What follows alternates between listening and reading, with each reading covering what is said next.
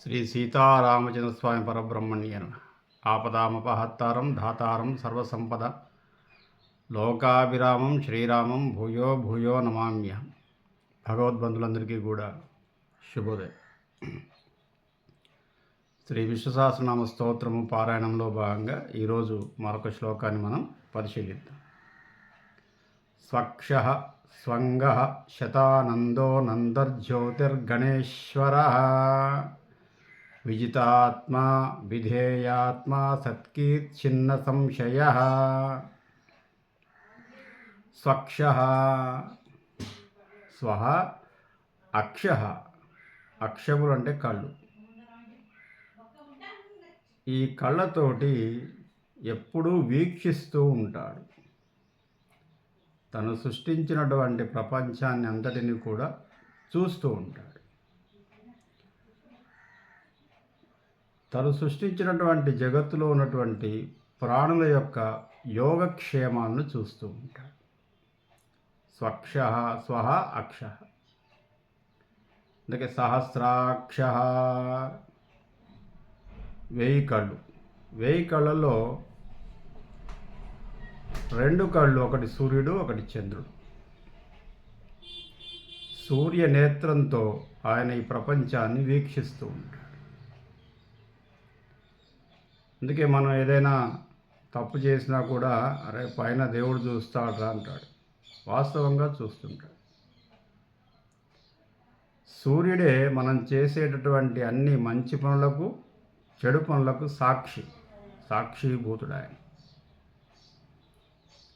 కాబట్టి మనం చేసినటువంటి కర్మలన్నింటినీ కూడా వీక్షించి ఆయన తర్వాత రుద్రుడికి చెప్తాడు, లయకారకుడైనటువంటి పరమశివుడికి చెబుతాడు ఏ పాపాలు చేశాము, ఏ పుణ్యాలు చేశాము. మనం ఏమనుకుంటామంటే ఎవరు చూడలేదని చెప్పేసి ఏదో తప్పులు పని చేస్తూ ఉంటాం. కానీ ప్రతి పనికి సంబంధించినటువంటి విషయాన్ని సూర్య భగవానుడు నోట్ చేస్తాడు. ఎందుకంటే పరమ శివుడి యొక్క లయకారకత్వంలో శ్రీ మహావిష్ణువు యొక్క నేత్రమైనటువంటి సూర్యుడు అన్నీ కూడా వీక్షిస్తూ ఉంటాడు. సంరక్షణ భారమేమో నారాయణుడిది, దానికి సంబంధించిన లయకారకత్వం శివుడిది కాబట్టి శివుడికి నివేదిస్తూ ఉంటాడు. స్వక్ష స్వంగ స్వహ అంగ. సకల జగత్తు కూడా ఆయన అంగాలు, ఆయన భాగాలు.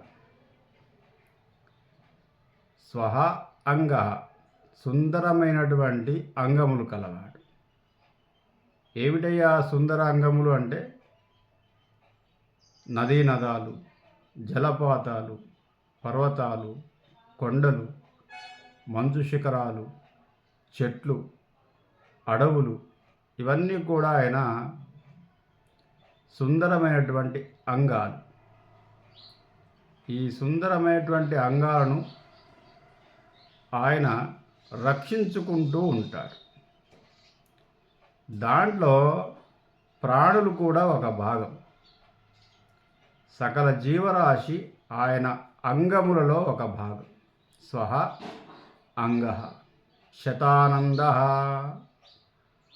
ఎల్లప్పుడూ ఆనందాన్ని ఇచ్చువాడు. దివ్య మంగళకరమైనటువంటి స్వరూపం కాబట్టి ఆయనను చూసినంత మాత్రము చేతనే ఆనందాన్ని ఇచ్చువాడు. నంది, నంద లేదా నంది అంటే పరిపూర్ణుడు అని అర్థం. పరిపూర్ణత్వానికి సూచిక నందీశ్వరుడు. అందుకే పరమశివుడి యొక్క వాహనము నంది వాహనుడు. ఆయన పరిపూర్ణమైనటువంటి శక్తితో ఆయన లయకారకత్వాన్ని చేస్తాడు. ఇక్కడ శ్రీ మహావిష్ణువు నంది అని ఎందుకు అన్నారంటే ఆయన కూడా పరిపూర్ణుడు. ఈ ప్రపంచం అంతా కూడా, ఈ సృష్టి అంతా కూడా పరిపూర్ణంగా సృష్టించినవాడు, ఏ లోపము లేనటువంటి స్థితిని కల్పించినవాడు కాబట్టి నంది. జ్యోతిర్గణేశ్వర, జ్యోతిర్గణము అంటే ప్రకాశిస్తున్నటువంటి అన్నిటినీ జ్యోతి అంటారు. ముఖ్యంగా స్వయం ప్రకాశమైనటువంటి సూర్యుడు, స్వయం ప్రకాశం కలిగి ఉన్నటువంటి నక్షత్రాలు, ఇవన్నీ కూడా జ్యోతిర్గణాలు అంటారు. అంటే స్వయంగా ఎందుకు ప్రకాశిస్తున్నాయి అంటే దైవశక్తి ద్వారానే ప్రకాశిస్తున్నాయి. వాటికి ఆ శక్తి ఎలా వచ్చింది అంటే దైవశక్తి ద్వారా వాటికి ప్రకాశించే గుణము కలిగి ఉన్నాయి. సూర్యుల్లో ఉన్నటువంటి ఆ ప్రకాశ శక్తి శ్రీమన్నారాయణ ద్వారా వచ్చింది కాబట్టి ఆయన్ని సూర్యనారాయణ అంటారు. చంద్రుడు వెన్నెలను ప్రకాశాన్ని ఇచ్చేటటువంటి శక్తి నారాయణుడు ఇచ్చాడు కాబట్టి చంద్రుడు కూడా మనకు నారాయణ స్వరూపమే. నక్షత్రాలన్నీ కూడా ప్రకాశించే శక్తి ఉన్నాయి. ఎందుకు ఆ విధంగా ఉన్నాయంటే సైన్స్ కూడా చెప్పలేదు. ప్రకాశించే గోళాలు కోట్లున్నాయి ఆకాశంలో. ఎందుకు అవి స్వయంగా ప్రకాశిస్తున్నాయి?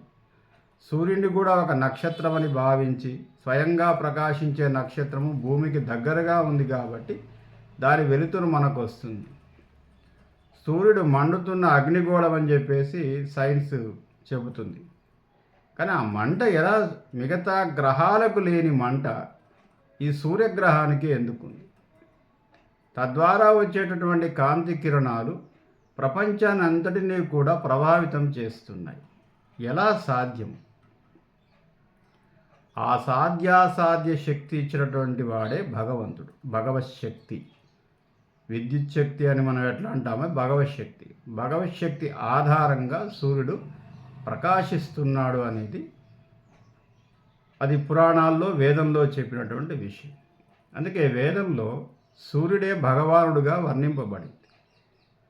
మిగతా దేవతలు ఉన్నప్పటికీ కూడా ప్రత్యక్ష దైవం ఎవరంటే వేదంలో సూర్య భగవానుడు. అంటే మిగతా దేవతలు ఉన్నప్పటికీ సూర్య ఆరాధకులే ఎక్కువగా ఉండేవారు. ఎవరు దేవుడు అంటే సూర్యుడిని చూపించవచ్చు. మనం వేదాలే చెప్పాయి సూర్యుడే భగవానుడు. హిందూ మతంలో ఇంతమంది దేవతలు ఉన్నారు అంటే ప్రపంచానికి ప్రయోజనాన్ని కలిగించే ప్రతి జీవిని మనం దైవంగా, దైవ అన్న శబ్దానికి ప్రయోజనమును కలిగించువాడు, అత్యంత ఉపయోగకరమైనటువంటి స్థితి ఎక్కడ ఉంటుందో దాన్ని దైవశక్తి అంటారు. కాబట్టి ప్రపంచానికి బాగా ఉపయోగపడే వ్యక్తి ఎవరయ్యా అంటే సూర్య భగవానుడు. కాబట్టి సూర్యుడే హిందూ మతంలో, హిందూ సాంప్రదాయంలో భగవానుడు. సూర్యుని ఆరాధన ఎందుకు చేస్తాము అంటే మనం ప్రయోజనాన్ని ఇస్తున్నాడు కాబట్టి. ఆయన ద్వారా మనకు జీవశక్తి కలుగుతుంది. భూమిని ఎందుకు ఆరాధిస్తామంటే భూదేవత అని, తద్వారా మనకు అనేక ప్రయోజనాలు కలుగుతున్నాయి. గాలిని దేవుడిగా ఎందుకు, వాయుదేవుడు అని ఎందుకు అన్నామంటే వాయువు ద్వారా మనం జీవశక్తిని కలిగి ఉన్నాం కాబట్టి వాయుదేవుడు. ఏ మతంలోనైనా ఉందా? ప్రయోజనాన్ని కలిగించే ప్రతి స్థితిని మనం దైవశక్తిగా భావిస్తాం. అందులో ముఖ్యంగా సూర్యుడిని భగవంతుడు అని చెప్పినటువంటి సందర్భాలు మనకు చాలా ఎక్కువగా కనిపిస్తాయి.